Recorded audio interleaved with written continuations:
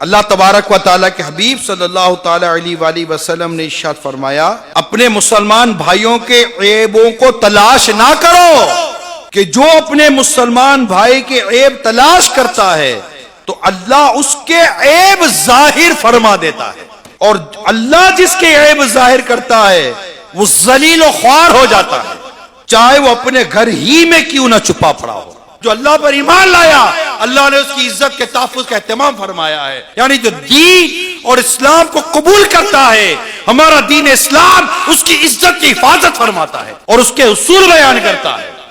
ہر ایک کو اجازت نہیں دی جائے گی کہ جس کی مرضی چلے، جس کی عزت اور جس کے اندرونی معاملے میں اور رازداری میں ہاتھ ڈالتا رہے۔ نبی پاک صلی اللہ تعالی علیہ وسلم فرماتے ہیں، بدترین سود یہ ہے جو کسی مسلمان کی آبرو میں دست اندازی کرتا ہے، ہاتھ ڈالتا ہے۔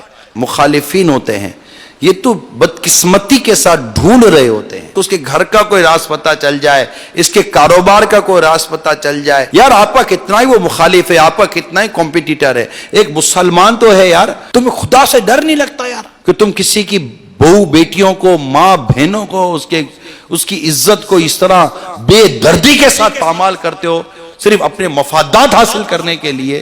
کیا تم ماں بہنوں والے نہیں ہو؟ کیا تم ماں بیٹی والے نہیں ہو؟ کیا تم بچے والے نہیں ہو؟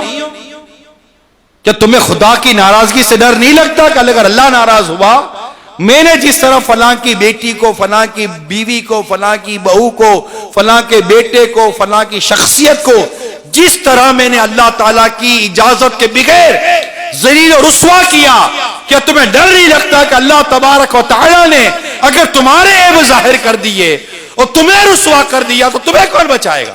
پوچھ تو لو کسی مفتی اسلام سے کہ تمہیں اس بات کی شریعت اجازت دی ہے یا نہیں دی ہے، اور بدقسمتی کے ساتھ تم اپنے اس پروفیشن کے پیسے لیتے ہو۔ شرم آنی چاہیے، شرم۔ چلو بھر پانی میں، جو کہتے ہیں نا محاورہ، چلو بھر پانی میں شرم کے ہمارے آدمی ڈوب مرے۔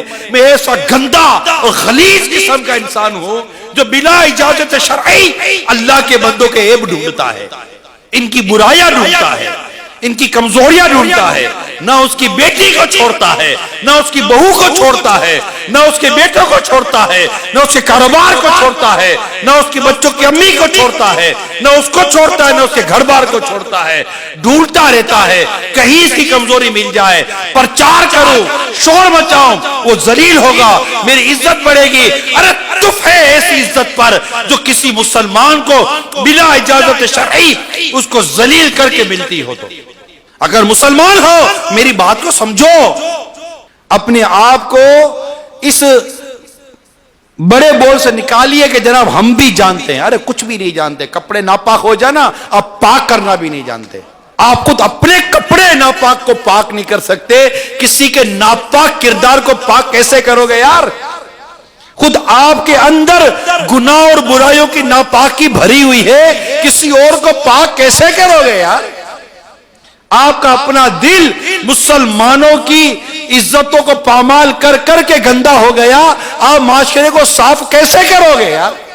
نہ جو کر سکے خیر خواہی خود اپنی، کسی دوسرے کا بھلا کیا کریں گے؟